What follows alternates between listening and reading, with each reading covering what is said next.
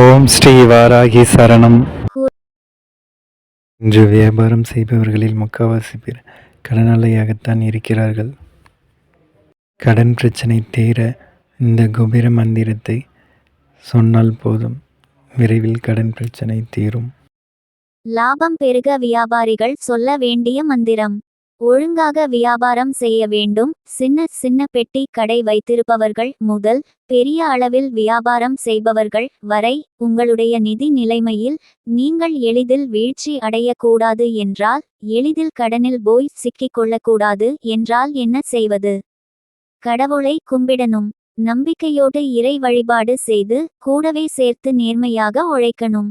கடவுளின் ஆசிர்வாதமும் நேர்மையும் கண்ணியமும் உங்களிடத்தில் இருந்தால் வியாபாரத்தில் உங்களை வீழ்த்த யாராலும் முடியாது.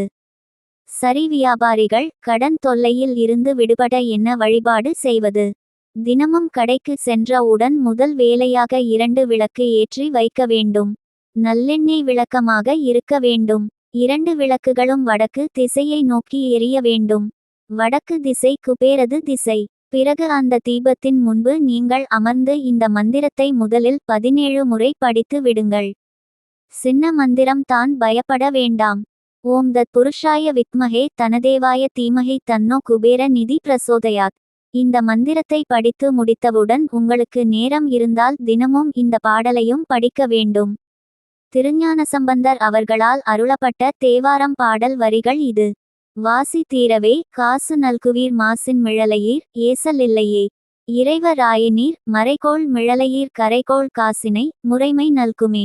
செய்யமேனியீர் மேய்கோள் மிழலையீர் பைகோள் அரவினீர் உய நல்குமே. நீரு பூசினீர் ஏற தேரினீர் கூறு மிழலையீர் பேரும் அருளுமே. காமன் வேவோர் தூம கண்ணினீர் நாமம் மிழலையீர் சேமம் நல்குமே. பிணிகோள் சடையினீர் மணிகோள் மிடறினீர் அணிகோள் மிழலையீர் பணிகோன் தருளுமே. மங்கை பங்கினீர் துங்க மிழலையீர் கங்கை முடியினீர் சங்கை தவிர்மினே. அரக்கன் நெறிதர இரக்க மெய்தினீர் பறக்கு மிழலையீர் கரக்கை தவிர்மினே. அயனும் மாலுமாய் முயலும் முடியினீர் இயலும் மிழலையீர் பயனும் அருளுமே. பரிகோள் தலையினார் அறிவ தருகிலார் வெறிகோள் மிழலையீர் பிரிவ தரியதே. காழி மாநகர் வாழி சம்பந்தன் வீழி மிழலை மேல் தாழும் மொழிகளே. முடிந்தால் இந்த பாடலை படியுங்கள். இல்லையென்றால் முதலில் சொல்லப்பட்ட குபேர நிதி மந்திரத்தை மட்டும் சொல்லிவிட்டு யூடியூபில் இந்த பாடலை ஒலிக்க விட்டு விடுங்கள்.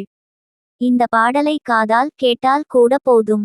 படிப்பதற்கு சிரமம் உள்ளவர்கள் இந்த பாடலை வியாபாரம் செய்யும் இடத்தில் ஒலிக்க விட்டாலும் பணவரவு அதிகரிக்கும்.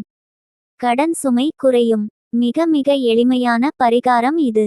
நீங்க காய்கறி கடை வச்சிருக்கீங்க, டெய்லர் கடை வச்சிருக்கீங்க, சின்ன பெட்டி கடை வச்சிருக்கீங்க, இட்லி கடை, பணியார கடை, எதுக்காக இருந்தாலும் இந்த வழிபாட்டை மேற்கொள்ளலாம்.